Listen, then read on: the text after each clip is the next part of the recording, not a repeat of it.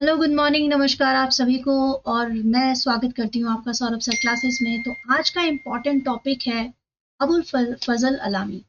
अबुल फजल को लेकर बहुत सारे क्वेश्चंस आपके विभिन्न परीक्षाओं में पूछे जाते हैं। किसी भी सिविल सर्विस एग्जाम या कोई भी हिस्ट्री तो आप जानते हैं सभी एग्जामिनेशन का बहुत ही प्रमुख भाग होता है। तो इसी सिलसिले में हर एक इम्पॉर्टेंट क्वेश्चन मैं आपके साथ डिस्कस करती हूँ। ठीक है, जो जो टॉपिक रिपीट आपके एग्जामिनेशन में आते हैं या फिर एग्जामिनर्स जो हैं उनके फेवरेट होते हैं। तो चलिए देखते हैं आज के टॉपिक में हम क्या क्या पढ़ने वाले हैं। ये क्वेश्चन मैंने लिया है एक सिविल सर्विस एग्जामिनेशन में, अभी हाल ही का क्वेश्चन है। देखिए क्या पूछते हैं। Which Mughal ruler is credited with composing the Persian work Ain Akbari. किस मुगल शासक को आईने अकबरी नामक फारसी कृति के रचयिता के रूप में श्रेय दिया जाता है। तो कभी ये प्रश्न घूमकर पूछ लिया जाता है राइटर कौन है, कभी पूछ लिया जाता है किसके टाइम पीरियड में है। तो अकबर, अबुल फजल, जहांगीर या शाहजहां। और आप जानते हैं हम लोग ज्यादातर गलती क्या करते हैं। हम लोग ज्यादातर गलती ये कर देते हैं कि जब भी ऐसा कोई प्रश्न आता है जो हमें लगता है कि अरे ये तो बहुत आसान है, और हम जल्दबाजी में टिक कर देते हैं। तो यहाँ पर स्टूडेंट क्या करते हैं, ज्यादातर स्टूडेंट टिक करते हैं अबुल फजल को। पूछा क्या गया है कि किस मुगल शासक, तो हमारा ध्यान कहाँ जाता है, आईने अकबरी। ठीक है, समझ गए मेरी बात को। तो चलिए डिटेल में समझते हैं इस किताब को क्यों लिखी गई, क्या था इसमें, और क्या सिर्फ अबुल फजल का नाम ही जुड़ा हुआ है इस किताब से, और अकबर के बारे में है या जहांगीर के बारे में। भाई सारी चीजें डिटेल में फटाफट से कवर करते हैं, छोटा सा ही वीडियो है, ज्यादा लेंथी नहीं होगा। आईने अकबरी एक बहुत ही ज्यादा इम्पोर्टेंट डॉक्यूमेंट समझ लीजिए। 16th सेंचुरी में लिखा गया और इसके लेखक थे अबुल फजल। अबुल फजल ने ये पर्शियन लैंग्वेज में लिखा और वो अकबर के कोर्ट पोएट थे। ठीक है, बहुत इंपॉर्टेंट हिस्टोरियन भी थे। यहाँ तक कि बहुत अच्छे दोस्त होने के साथ साथ वो अकबर के साथ उनके एडमिनिस्ट्रेटिव वर्क में भी हेल्प करते थे। इसकी शुरुआत उन्होंने की थी 1589 में, और पहले उन्होंने इसका अकबर नामा नाम रख के पहले के 13 साल जो थे अकबर के वो मेंशन किए। अकबर नामा जो है वो 3 भागों में या 3 बुक्स में डिवाइडेड है। पहली बुक डील करती है जिसमें अकबर के पूर्वजों के बारे में मेंशन किया गया है। सेकंड बुक में अकबर के जो इंपॉर्टेंट इवेंट है वो सभी लिखे गए हैं। और थर्ड पार्ट है आईने अकबरी।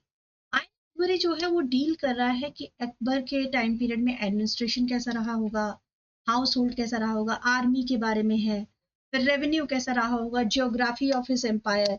ठीक है, और जितनी भी इम्पोर्टेंट ट्रेडिशंस है या कल्चर है जो भी वो यूज करता है उसके बारे में भी यहाँ पर डिटेल में मेंशन किया गया है। और यदि आप अकबर के टाइम पीरियड के बारे में बुक से रिलेटेड इंफॉर्मेशन करते हैं या पढ़ते हैं तो आपको अबुल फजल के अलावा ये किताबें भी अच्छे से पता होनी चाहिए। जिसमें सबसे पहले आता है मुंतखाब उल तवारीख।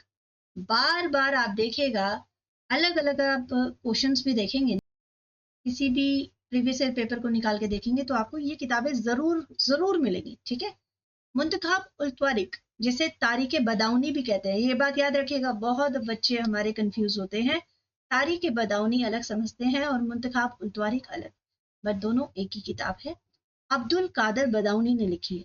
तो यदि हमारे एग्जामिनर अच्छे मूड में होते हैं तो तारीख बदाऊनी डायरेक्ट पूछते हैं ताकि अब्दुल कादिर बदाऊनी आप इजिली टिक कर सकें। बट अगर मुंतखाब उल तवारीख पूछ लेते हैं तो आप कंफ्यूज नहीं होंगे, आंसर लिखेंगे अब्दुल कादिर बदाऊनी। उनके बाद नेक्स्ट नाम आता है तबाकत अकबरी। ये नाम सभी पांचों किताबों के नाम जरूर याद कीजिएगा, 5 किताबें तो आसानी से याद कर ही लेंगे आप ना। भाई तबाकत अकबरी जो है वो निजामुद्दीन ने लिखी है। ठीक है, उसके बाद अगला नाम आएगा तकमिला ए अकबर नामा। तकमिला ए अकबर नामा ये किताब लिखी है इनायतुल्लाह ने। वैसे तो ये मैंने ये वाला जो बुक है ये कुछ कुछ पेपर्स में ही देखा है, फिर भी अपनी तरफ से तैयारी पूरी होनी चाहिए। तकमिला अकबरनामा जो है इनायतुल्लाह ने लिखा है, और उसके बाद सूर सागर ये बहुत बार आया है। ठीक है, जो ब्रिज भाषा में लिखी गई है और सूरदास जी ने लिखी है। क्वेश्चन ये आता है कि किसने लिखी है, किस भाषा में लिखी है। ठीक है, तो सागर ब्रिज भाषा में लिखी है सूरदास जी ने। फिर आते हैं रामचरितमानस। रामचरितमानस अवधी भाषा में लिखी गई है।